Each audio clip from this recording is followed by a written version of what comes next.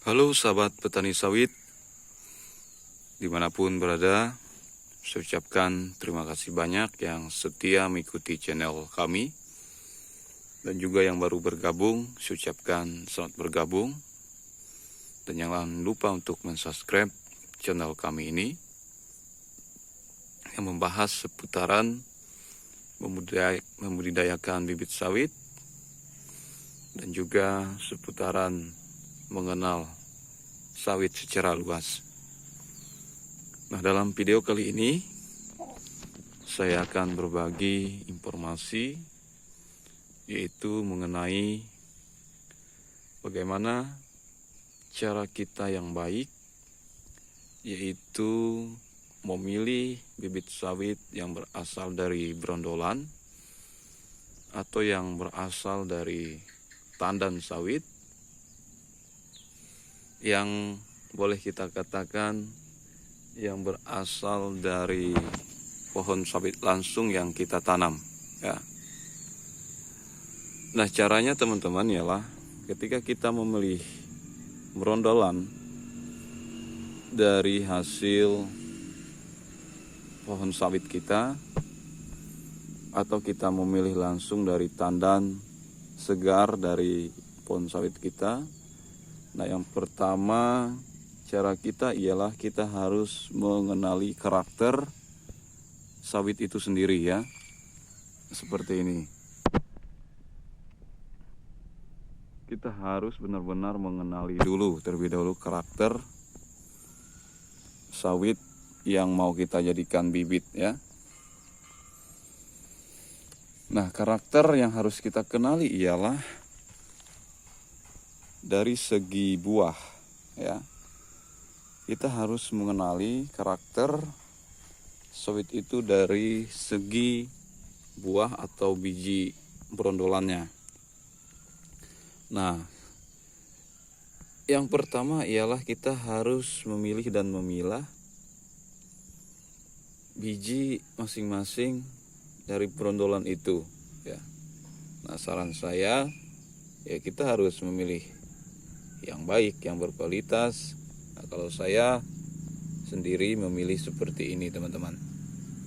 Kita dapat melihat kualitas bijinya, kita dapat melihat dari kualitas dagingnya, dan juga kita dapat melihat bentuk dari bibit atau kecambah atau biji dari sawit itu sendiri, ya. Nah, yang kedua, kita dapat mengenali karakter dari bibit atau dari sawit ini sendiri. Nah, saran saya, kalau kita mau menjadikan brondolan, ya, atau dari tandan sawit, kalau kita mau jadikan bibit, ya, kita harus mengenali dulu kualitas sawit ini sendiri, ya.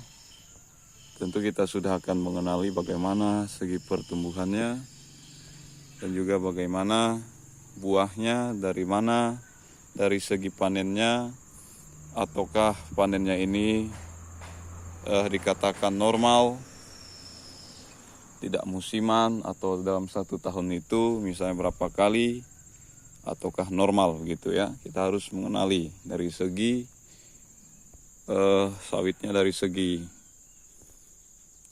fase atau tahap pemanenannya. Kalau standar, misalnya dalam 1 tahun itu berapa tahap, standar seperti pada umumnya, berarti itu normal. Yang ketiga, teman-teman, kalau kita mau memilih brondolan atau dari tandan sawit, yang harus kita kenali juga umur sawit ini, ya. Kita harus mengenali berapa sih umur sawit ini sendiri. Nah, secara pengalaman,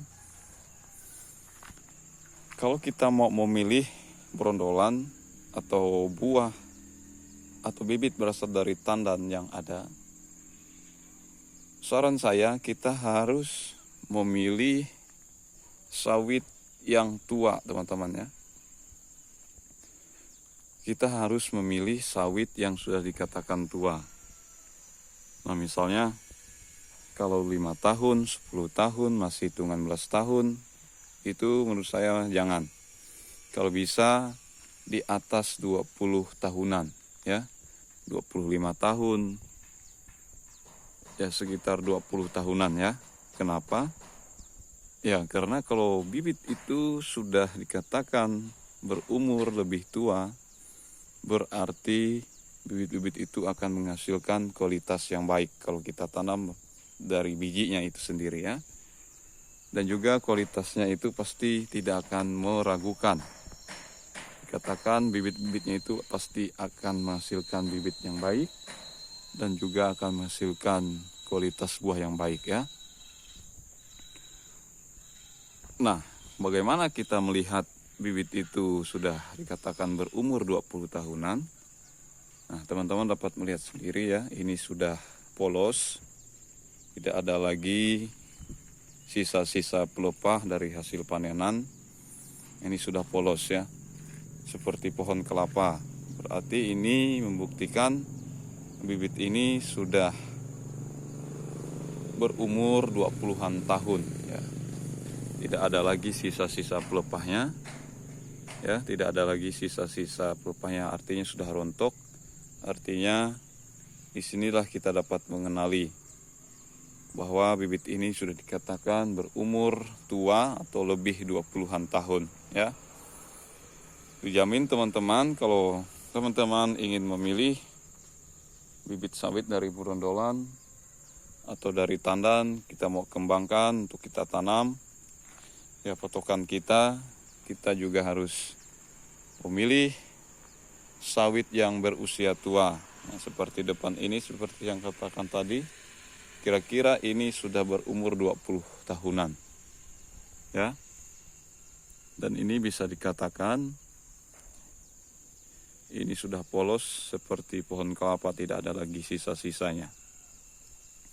Nah, teman-teman, yang selanjutnya, kalau kita mau memilih bibit sawit dari Brondolan itu sendiri atau dari pelepahnya atau dari hasil buahnya, seperti yang saya katakan tadi, kita harus selektif, kita harus mengenali karakter bibitnya, dan juga kita harus ekstra, yaitu menentukan mana yang harus kita pilih sebagai bibit, sebagai calon bibit kita nanti ya. Nah, menurut saya tidak ada salahnya kalau kita mengembangkan bibit yang berkualitas secara mandiri, tetapi saran saya kita harus selektif dan kita harus benar-benar memilih kualitas dari bibit itu sendiri ya. Itu saja informasi dari saya teman-teman. Semoga video ini memberikan manfaat, memberikan informasi itu dalam mengembangkan bibit sawit. Itu saja, salam petani sawit.